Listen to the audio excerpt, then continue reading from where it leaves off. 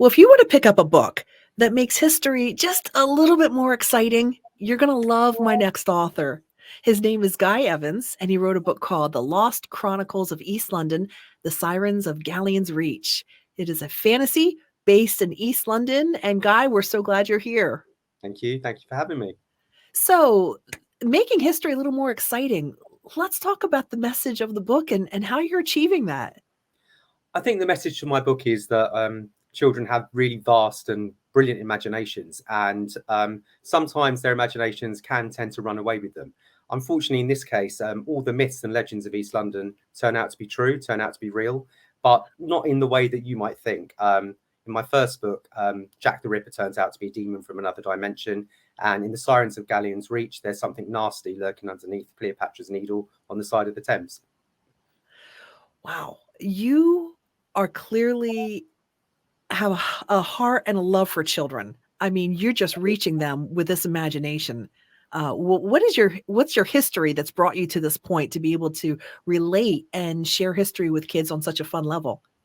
I used to be a primary school teacher for 20 years, and I taught in East London. That's where I'm from. I was born in Barking and Dagenham, which is just right on the very edge of East London. And I taught in some pretty rough schools. I'd have chairs thrown at me, desks thrown at me, kicked, punched, spat.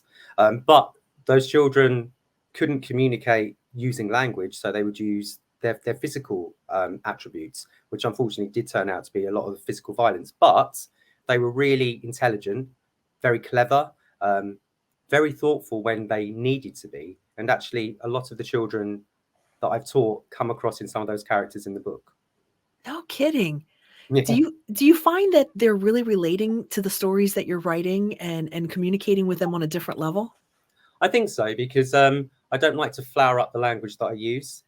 When the children are talking, they do use words that maybe adults wouldn't particularly like, but that is unfortunately how children talk nowadays. And it's become so part of their vernacular that to not use those words when you are hearing those voices, when you're writing in your head, is quite important. You need to use them. And I think people need to actually understand that maybe it doesn't have the connotation when you read it that people think that it has got. Do you feel like some of the language and the expressions are because they're frustrated and they can't express themselves verbally correctly? Absolutely. I don't think my main character, Joe, is particularly good at expressing himself. He does use an awful lot of physical pushing or shoving because he cannot express how he feels inside. He comes from a broken home. His mum works incredibly hard, and therefore she doesn't actually have much time for him. And I think he feels quite alone because at school he's sort of left out because he finds reading very difficult. He's very dyslexic.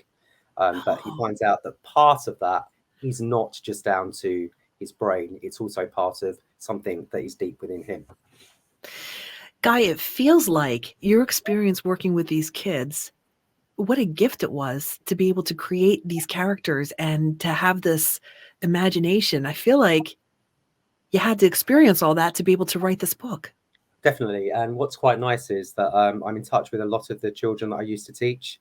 And one of the lads who Joe is actually partially based on, I'm off to see him in a couple of weeks' time, and he's 30 now. So it shows you just how you can still have relationships with children, even though they're now grown up, and see how they develop and how they change and how they become more themselves and more ready for the real world once childhood and puberty is all over.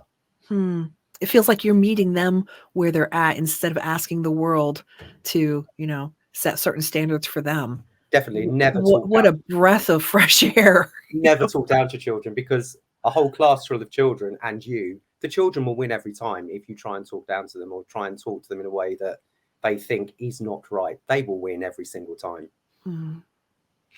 Can we talk about the development, the book series and development? Yeah. I wrote the first book. I wasn't in a particularly good place about 9 years ago. I had a bit of a breakdown, and I wrote the book because I missed being in East London. We moved down to Portsmouth, which is quite near Southampton, near the Isle of Wight. And I miss the bigness of London and how you can just become anonymous when you're there. And having been born there and grown up there and taught there, I missed it very much. Sure. And so that was a sort of way for me to release how I was feeling. And also it focused me. It made me feel good about myself. And then I thought, actually, yeah, I like these characters. Let's see what else we can do with them. Where are you headed, writing wise? I would like these books to continue. The three main characters, I think, have got a lot going for them. I have got a story arc that sort of is running through. I've written the third book already, and I just need to edit that. And it's still like a progression.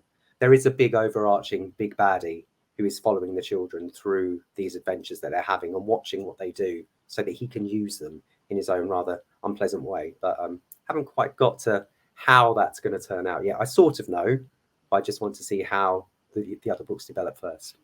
So are these fun bedtime stories for kids, or are these, you might want to do it a little bit earlier in the day? Are they scary? What is there a lesson or? I think Sirens is a lot lighter than the first book. The first book, as I was writing it, feeling quite miserable, I think that can come across. The second book is a lot more fun.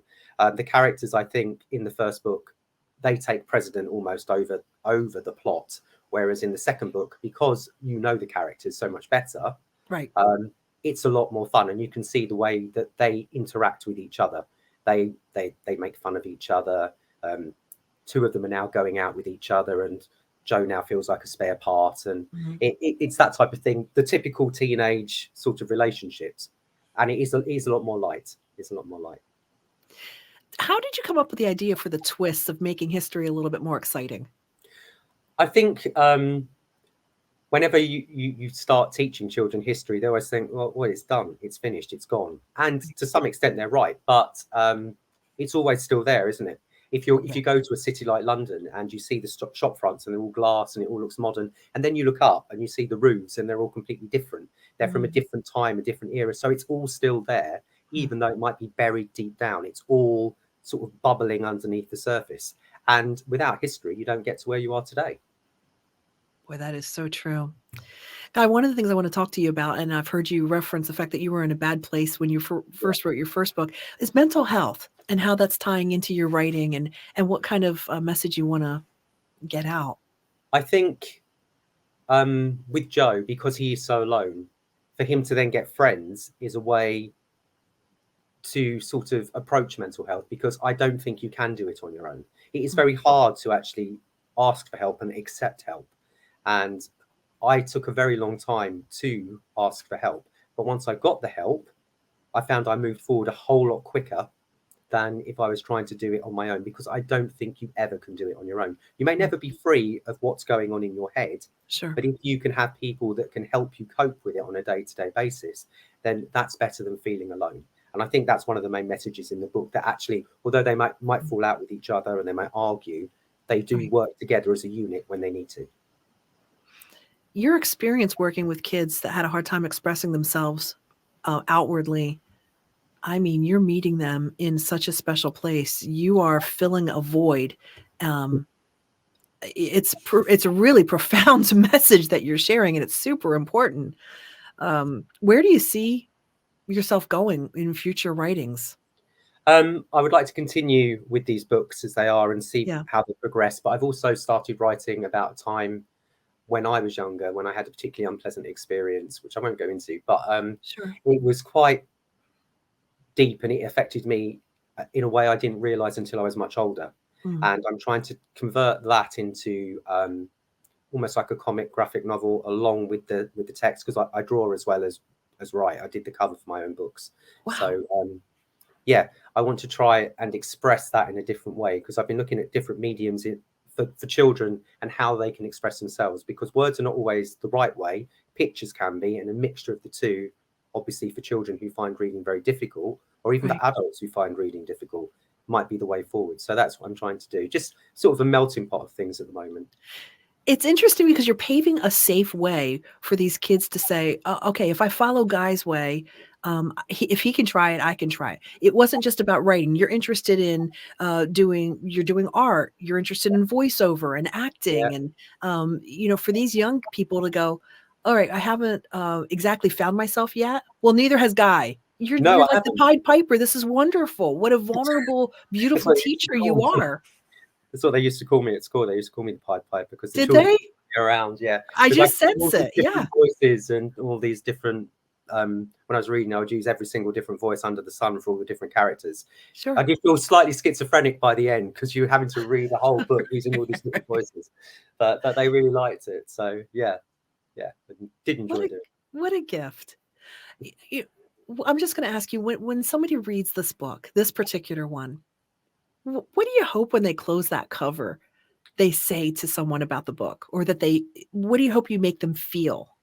I would like them to think, yeah, that was a really good adventure, and those kids were really real. Those kids knew what they wanted. They had to struggle to get it, but they got it in the end. And I'd really quite like to read the next one. Or I'd like to recommend this to my friends.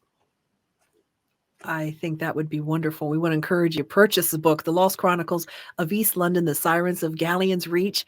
And that is by Guy Evans. We want to thank Prime 7 Media for making this interview possible. And Guy, where is the book available?